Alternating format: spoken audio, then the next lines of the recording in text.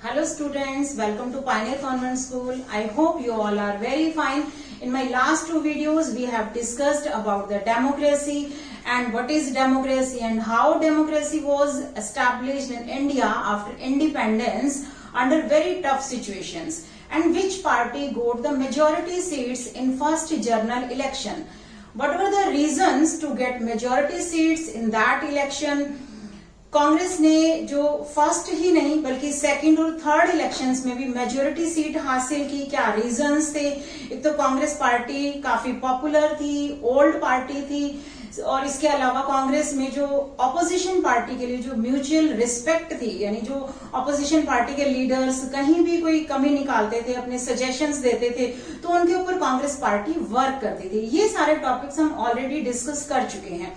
आज का हमारा जो टॉपिक है वो है एमरजेंस ऑफ ऑपोजिशन पार्टीज। तो इस टॉपिक पर जाने से पहले मैं आपको बताऊंगी कि ऑपोजिशन पार्टीज होती क्या है और उनका रोल क्या है। ऑपोजिशन पार्टी जो फर्स्ट टाइम इलेक्शन हुए तो जो सेकंड ग्रेट लार्जेस्ट पार्टी थी वो थी सीपीआई और उसको जो है 16 सीट्स मिली थी लोकसभा के इलेक्शंस में। अब ऑपोजिशन पार्टी ऑलमोस्ट जो है पूरा टाइम इलेक्शंस के रिजल्ट आने के बाद पूरा टाइम रूलिंग पार्टी के ऊपर पूरी नजर बना के रखती है कि वो कैसे काम कर रही है, उसके फंक्शंस में कहाँ कहाँ कमियां हैं, कहाँ उसने पॉलिसीज को थोड़ा सा और अमेंड करना है, चेंज करना है और वो लोगों को अवेयर करती है थ्रू द मीडिया या फिर प्रेस कॉन्फ्रेंसेस के थ्रू। लोगों को बताती है कि आपकी रूलिंग गवर्नमेंट जिसको आपने वोट देके अपने मिनिस्टर्स बनाया है, अपने लीडर्स बनाया है, वो कहाँ पे मिस्टेक कर रहे हैं, उनको क्या करना चाहिए और एक्चुअल में वो अब क्या कर रहे हैं। तो ये सारा काम जो है ऑपोजिशन पार्टी का ही होता है। हम कह सकते हैं कि opposition party keep an sharp I on the functioning of ruling party की, पूरा टाइम एक वॉच डॉग की तरह जैसे इसके ऊपर नजर बना के रखना कि वो कहाँ कहाँ क्या क्या कर रहे हैं, कहाँ पे वो गलत कर रहे हैं और उनको क्या करना चाहिए। एमरजेंस ऑफ ऑपोजिशन पार्टीज में आज हम देखेंगे कि कौन कौन सी ऑपोजिशन पार्टीज हैं, क्योंकि रूलिंग पार्टी तो एक ही होती है, उसके अलावा अदर जितनी भी पार्टीज हैं जिनके पास ज्यादा सीट्स नहीं आई लोकसभा और राज्यसभा के इलेक्शंस में, वो सारी ऑपोजिशन पार्टीज हैं। तो फर्स्ट है यहाँ पर Communist Party of India, CPI. बनी कब ये पार्टी? In early 1920s by inspiring the Bolshevik revolution in Russia. ये हमने 9th में पढ़ा है कि रशिया में जो रेवोल्यूशन हुआ था और लेनिन इसका लीडर था और वो चाहते थे कि सब कुछ नेशनलाइज्ड हो जाए, बैंक भी नेशनलाइज्ड हो जाए, सारी प्रॉपर्टी नेशनलाइज्ड हो जाए और गवर्नमेंट जो है उसकी पूरी ऑनर हो और एक पब्लिक सेक्टर के थ्रू सबको बेनिफिट्स मिले। बट इसके जो स्प्लिट हो गया था, यानी कि कुछ आइडियोलॉजीज जो है इसकी बाद में म्यूचुअल मैच नहीं कर पाई थी कांग्रेस के साथ, तो ये सीपीआई और सीपीआईएम ये दोनों पार्टीज जो हैं अलग हो गई थी, क्योंकि कुछ आइडियोलॉजीज जो हैं इनकी पहले कांग्रेस के साथ मिलती थी। ऑलमोस्ट जितनी भी ऑपोजिशन पार्टीज हैं वो पहले कहीं ना कहीं कांग्रेस पार्टी का ही एक हिस्सा थी। धीरे धीरे वो पार्टीज उनसे अलग होती गई और सीपीआई पार्टी के जो लीडर्स थे वो थे ए.के. गोपालन, पीसी जोशी, अजय घोष और ये सब लोग जो हैं कैपिटलिज्म के विरुद्ध थे। कैपिटलिज्म क्या होता है? यानी पूंजीवादी सिस्टम की जिसमें जो है इंडस्ट्रियलिस्ट के पास ज्यादा प्रॉफिट पहुंचता है और वर्कर्स की फेवर में बहुत कम प्रॉफिट आता है। बट ये चाहते थे कि इक्वल डिस्ट्रीब्यूशन हो रिसोर्सेज का, सबको बराबर का हक मिले, बराबर के बेनिफिट्स मिले। इसके बाद की जो सेकेंड ऑपोजिशन पार्टी है वो सोशलिस्ट पार्टी, जो ये बनी थी formed with in the Congress in 1934। ये कांग्रेस के साथ ही थी पहले, यानी कह सकते कि कांग्रेस के अंदर ही थे। इसके लीडर्स जो थे उनकी आइडियोलॉजीज भी कांग्रेस के लीडर्स की आइडियोलॉजीज से मैच करती थी, तो ये कांग्रेस के साथ ही मर्ज थी।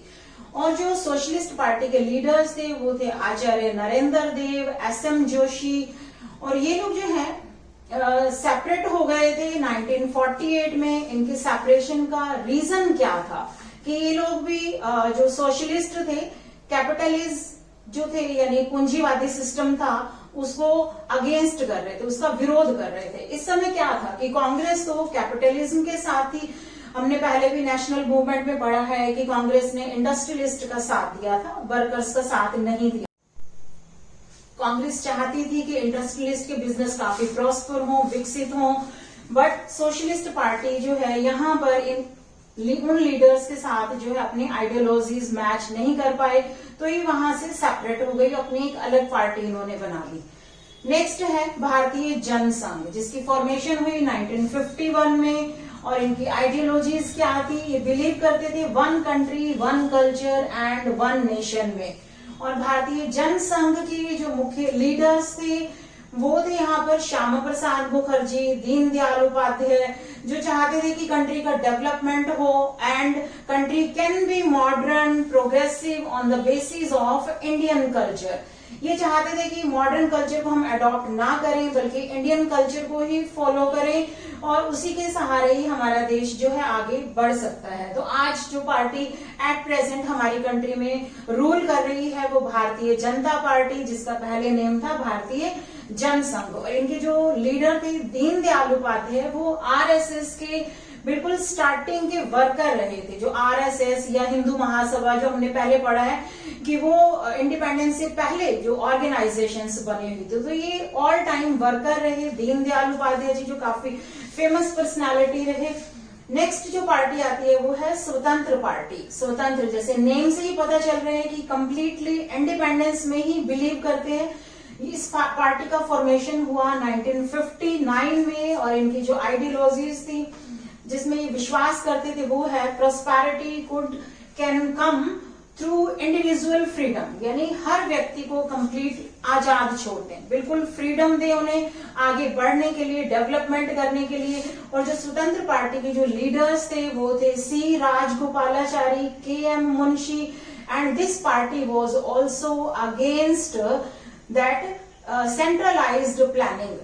ये नहीं चाहती थी कि जितना भी सेक्टर है, पब्लिक सेक्टर है, जहां पे गवर्नमेंट ऑन करती है या गवर्नमेंट जिन रिसोर्सेज की मालिक है, वो सारा जो है वो प्राइवेट सेक्टर में आ जाना चाहिए और हर इंडिविजुअल के जितना उसका पोटेंशियल है उसके अकॉर्डिंग उसको आगे बढ़ने देना चाहिए, कोई रेस्ट्रिक्शंस नहीं लगानी चाहिए।